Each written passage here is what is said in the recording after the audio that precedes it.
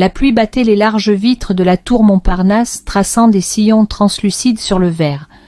Antoine ajusta sa cravate d'un geste machinal, le reflet de son visage tendu lui renvoyant l'image d'un homme sous pression.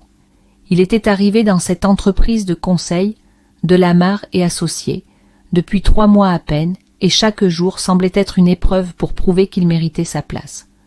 L'ambition et l'endurance rythmaient ces longues heures, mais une tension sourde, plus insaisissable, flottait dans l'air depuis quelques semaines, concentrée autour d'un visage devenu étrangement familier.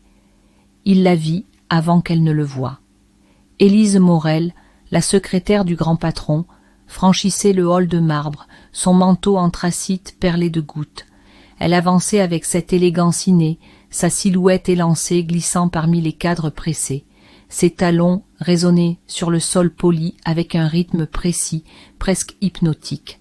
Antoine sentit malgré lui son regard s'attarder, la finesse d'une main effleurant distraitement une mèche de cheveux bruns, l'ombre d'un sourire adressé à la réceptionniste. Chaque détail semblait chargé d'une subtilité troublante, comme si ces gestes portaient en eux une invitation muette. Le destin ou le hasard les plaça ensemble devant les portes closes de l'ascenseur. Antoine sentit immédiatement la chaleur délicate de sa présence, un parfum floral discret flottant entre eux. Il fit un pas en arrière, par politesse, mais la proximité de cet espace réduit intensifia chaque sensation. Les portes coulissèrent dans un soupir feutré, et ils entrèrent, seuls. Élise pressa le bouton du dernier étage, puis, dans le silence feutré, tourna la tête vers lui, ses yeux bleu-gris brillants d'une lueur énigmatique. « Vous êtes Antoine, n'est-ce pas ?» Sa voix, basse et légèrement voilée, résonna contre les parois métalliques, et Antoine sentit un frisson imperceptible courir sur sa nuque. « Oui, » répondit-il, tentant de garder un ton neutre malgré le léger trouble qu'elle éveillait. « Élise, si je ne me trompe pas. » Elle esquissa un sourire, subtil mais chargé d'une nuance difficile à définir. « Vous ne vous trompez pas. » Le silence revint, mais cette fois, il était vibrant, habité par quelque chose de non dit. L'ascenseur montait lentement, chaque chiffre s'illuminant avec une lenteur presque insupportable, et puis il y eut ce moment, infime, fugace, mais inévitable. Elle se tourna légèrement, son regard se posant sur lui plus longtemps que nécessaire, glissant des yeux à la ligne de sa mâchoire, puis revenant à ses lèvres. Il n'y avait pas d'équivoque, juste une tension pure, brute, suspendue dans l'air. Antoine sentit son souffle devenir plus court. Il voulait parler, rompre cette atmosphère oppressante, mais il perçut dans son silence une attente, un choix qu'elle lui laissait. Son pouce effleura l'anneau métallique du bouton d'arrêt, un geste infime, à peine perceptible, mais chargé d'une tension électrique. L'ascenseur marqua une brève secousse en atteignant un palier intermédiaire. Le monde extérieur n'existait plus. Seuls leurs regards se heurtaient, se mesuraient, dans une danse muette où le moindre geste prenait une intensité vertigineuse. Antoine perçut alors la montée en lui d'un désir confus, mêlé à l'adrénaline et au danger, une frontière invisible qu'il n'avait pas encore franchie, mais dont l'appel devenait irrésistible. L'ascenseur poursuivait son ascension, mais pour Antoine, le temps semblait suspendu, distordu par la tension brûlante qui s'était insinuée entre eux. Il percevait chaque détail avec une acuité troublante, la respiration d'Élise, légère mais perceptiblement plus rapide, l'écho feutré des chiffres qui défilaient sur le panneau lumineux, et, surtout, ce silence chargé, dense, vibrant de cette étrange électricité qui naît quand deux inconnus se trouvent au bord d'un précipice, hésitant entre la retenue et l'abandon. Élise ne bougeait pas, mais tout en elle semblait parler, hurler même, à travers l'imperceptible. Ses cils effleurèrent ses joues lorsqu'elle détourna un instant les yeux, comme si elle lui offrait un instant de répit, mais cette brève fuite portait plus d'invitation que de recul.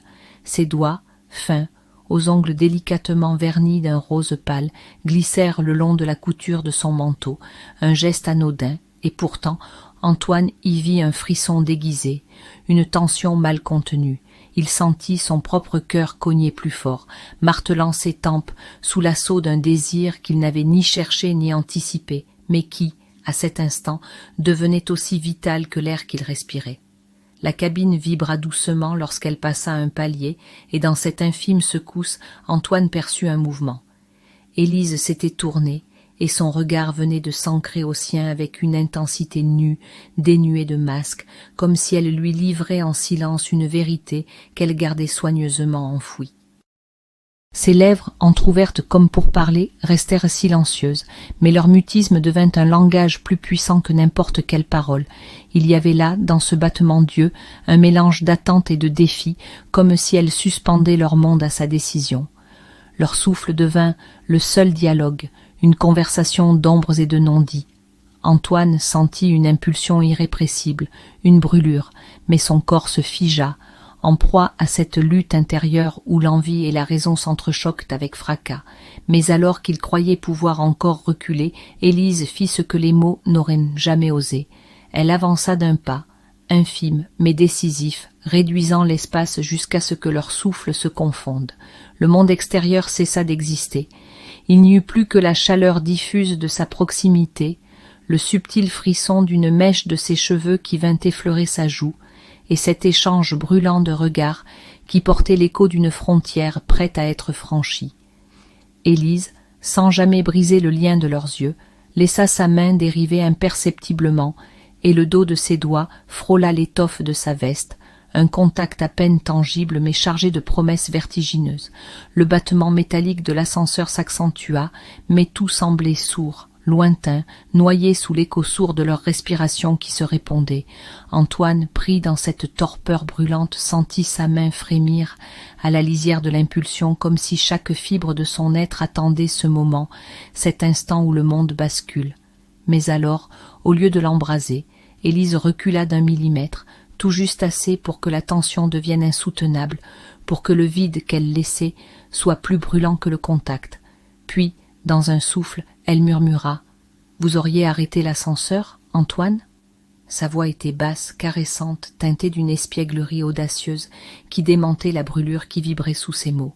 Antoine, pris entre le feu et l'abîme, sentit ses doigts effleurer, presque involontairement, le bouton rouge. Il ne céda pas, mais il ne s'écarta pas non plus. Leur danse, cet entre-deux, où chaque geste comptait plus que 1000 aveux, se prolongeait, et dans ce souffle partagé, il comprit. La décision lui appartenait, mais elle la guiderait, d'un regard, d'un souffle, d'un battement de cils. L'ascenseur ralentit, et dans cette lenteur pesante, Antoine sentit le temps se distendre encore, comme si l'univers retenait son souffle. Les portes s'ouvrirent enfin, révélant l'étage supérieur, mais aucun d'eux ne bougea. Élise, les yeux mi-clos, marqua une pause, et effleurant son bras du bout des doigts avec une légèreté troublante, elle murmura, juste assez bas pour que sa voix lui glisse sous la peau. « À demain, Antoine !» Et elle s'éloigna, le laissant seul, en proie à la brûlure d'un incendie qu'elle venait d'allumer. Le parfum d'Élise semblait encore flotter dans l'air lorsque les portes de l'ascenseur se refermèrent, laissant Antoine seul avec le poids brûlant de ce qu'il venait de vivre. Ce n'était pas seulement l'échange de regards, ni la proximité troublante de leurs souffles entremêlés, c'était la tension qu'elle avait tissée entre eux, invisible et pourtant irrésistible, ce fil ténu chargé d'une électricité brûlante qui vibrait encore sur sa peau, là où ses doigts l'avaient effleuré. Il resta immobile un instant, sentant son cœur battre avec une force désordonnée, comme si l'espace exigu de la cabine gardait l'empreinte de leur rencontre, ce moment suspendu où une ligne imperceptible avait été frôlée, sans jamais être franchie. Mais c'était précisément dans cet entre-deux, dans cet éclat d'indécision, que le désir prenait racine, insidieux, brûlant, jusqu'à envahir ses pensées. Lorsqu'il quitta enfin l'ascenseur pour regagner son bureau, le monde extérieur lui sembla irréel, flou, comme si tout, sauf elle, venait de perdre sa substance. Les éclats métalliques des téléphones, le murmure des conversations étouffées, la lueur blafarde des néons, tout se dissolvait dans l'écho de sa voix, ce « à demain » murmuré qui résonnait encore dans sa poitrine. La journée passa dans un tourbillon d'activités que son esprit n'effleurait qu'à peine, chaque dossier, chaque réunion, chaque mail n'étant qu'un voile terne dissimulant sous sa surface une brûlure plus vive, plus impérieuse. Il revoyait, malgré lui, la manière dont elle avait avancé, lente, mesurée, sans le toucher, et pourtant si près qu'il pouvait presque sentir la chaleur de sa peau. Il revoyait surtout l'éclat de ses yeux, cette lueur où se mêlaient l'audace et une tendresse presque cruelle, comme si elle avait pris plaisir à le laisser suspendu au bord d'un précipice. Mais ce fut au détour d'un couloir, en fin de journée, que l'incendie couva plus fort encore. Il ne l'avait pas vu approcher, c'est elle qui le trouva. Élise, sortie d'une salle de réunion, carnet en main, son tailleur gris perle soulignant, avec une sobriété raffinée, chaque ligne de sa silhouette. Leur regard se croisa, et ce fut comme si l'air, à nouveau, se chargeait de cette tension impalpable, palpable pourtant dans la façon dont ses doigts effleurèrent distraitement la couverture de cuir du carnet, un geste simple mais si lent qu'il en devint provoquant. « Vous travaillez tard », dit-elle, sa voix basse, légèrement rauque, comme si elle portait encore l'écho d'un sourire contenu. Antoine, luttant pour maintenir l'apparence de son calme, répondit, mais sa voix avait pris une nuance plus grave, plus lente.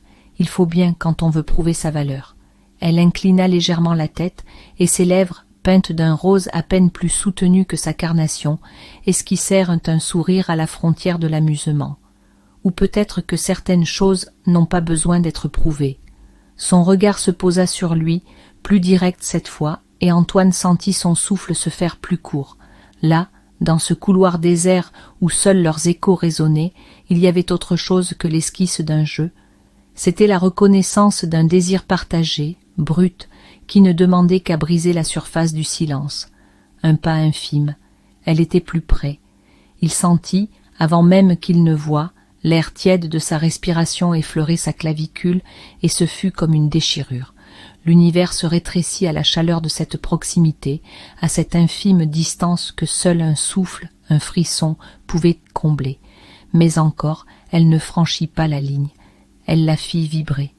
« Bonne soirée, Antoine » murmura-t-elle, et cette fois il y eut dans sa voix une douceur traînante, une caresse qui semblait glisser sur sa peau plus que sur l'air.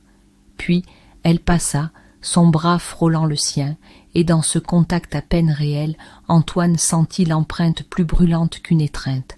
Elle s'éloigna et lui resta immobile, la gorge serrée, sous l'onde vive d'un désir que le manque rendait plus aigu encore. Mais, sous la brûlure, une certitude naissait, irrémédiable. Ce jeu ne faisait que commencer, et il était déjà bien trop tard pour reculer. La nuit avait enveloppé Paris d'un voile humide, et les lumières de la ville se reflétaient en éclats flous sur les larges vitres de la tour.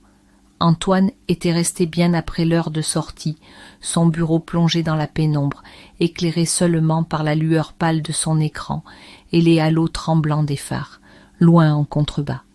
Pourtant, les chiffres et les dossiers ne retenaient pas son attention.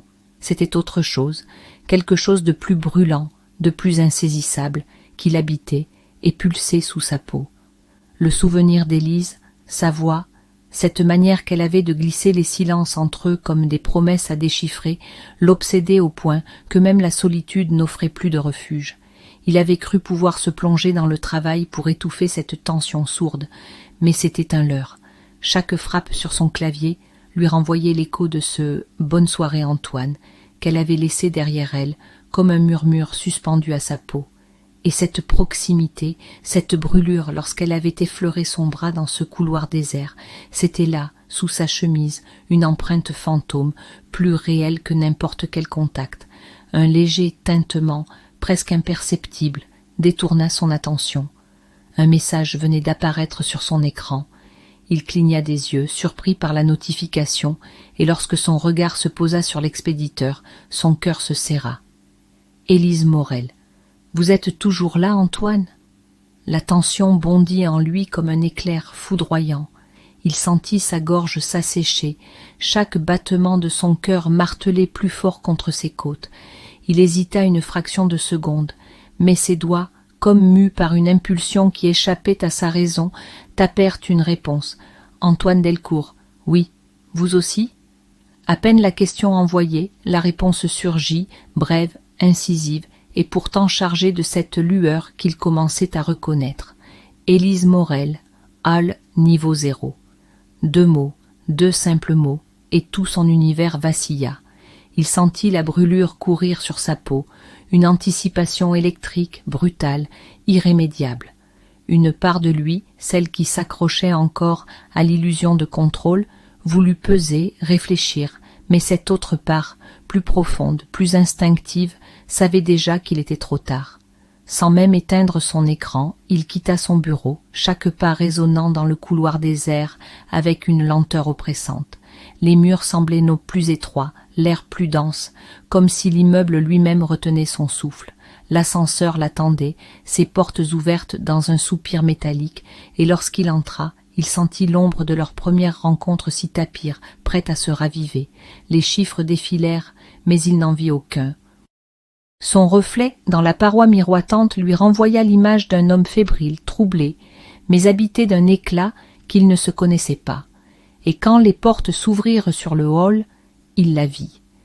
Élise était là, debout, près des grandes baies vitrées, la ville étalée derrière elle comme un tapis de lumière. Elle n'avait pas l'air d'attendre, elle semblait simplement être là, offerte au silence de la nuit, baignée par le halo doré des lampes. Elle portait toujours son tailleur, mais elle avait défait la première agrafe de sa veste, laissant deviner l'ombre satinée de sa chemise. Et pourtant, ce n'était pas son allure qui le frappa, mais l'intensité avec laquelle son regard l'accueillit, comme si sa venue était la seule réponse qu'elle espérait. Il s'approcha, et à chaque pas, il sentit la tension monter, épaisse, presque tangible, jusqu'à ce que l'espace entre eux se réduise à un souffle. Ils ne parlèrent pas, mais dans ce silence tout fut dit. La lenteur délibérée de sa respiration, le frémissement à peine perceptible de sa gorge, la lueur trouble dans ses yeux, qui portait l'ombre d'un défi, d'un consentement, d'un feu prêt à embraser l'instant. Et puis elle fit ce geste, infime, mais chargé d'une intensité dévastatrice. Elle effleura le revers de sa cravate du bout des doigts, un contact si léger qu'il sembla irréel. Et pourtant, il vibra dans tout son corps comme une déflagration. « Vous avez tardé, murmura-t-elle, sa voix si basse, si intime, qu'il en sentit la chaleur effleurer sa peau. Il n'y avait plus de choix, plus de lutte. Le monde entier s'effaça, ne laissant plus que ce souffle partagé, ce point de bascule. Antoine sentit sa main se lever, hésitante, mais lorsqu'elle frôla son poignet, il y eut une certitude, brutale et douce, qu'il n'y avait plus de retour possible. L'air entre eux était chargé d'une tension presque palpable, comme si l'univers retenait son souffle, suspendu à l'instant qui allait tout faire basculer. Le silence dense et vibrant portait davantage que 1000 mots. L'attente, le désir, cette brûlure latente qui, depuis des jours, s'était insinuée dans chaque regard, chaque frôlement, chaque silence laissé en suspens. Antoine sentait son cœur cogner furieusement, non pas de peur, mais de cette adrénaline qui précède l'inévitable, cette sensation de se tenir au bord d'un précipice juste avant la chute. Élise ne bougeait pas, mais dans l'immobilité de son corps, tout appelait. Sa poitrine, soulevée par un souffle rapide, trahissait l'orage sous son calme apparent. Ses doigts, toujours posés sur sa cravate, exercèrent une pression imperceptible, infime, mais irrésistible, comme si elle testait la limite, comme si elle l'invitait, non à demander, mais à céder, enfin. « Vous ne dites rien, souffla-t-elle, et sa voix, basse, effleurée d'un sourire, portait plus de trouble que n'importe quelle caresse. Antoine, pris dans ce magnétisme brûlant, sentit sa dernière résistance se consumer. Il n'y avait plus de place pour les doutes, plus de murs pour contenir cet écho qui grondait entre eux depuis qu'elle avait murmuré son premier mot dans l'ascenseur. Il ne répondit pas, car aucune parole n'aurait eu le poids de ce silence. Au lieu de cela, il fit le seul geste qui comptait. Sa main, lente, frémissante, trouva la sienne, et ses doigts, avec une douceur infinie, vinrent effleurer les siens, délogeant cette pression légère sur sa cravate.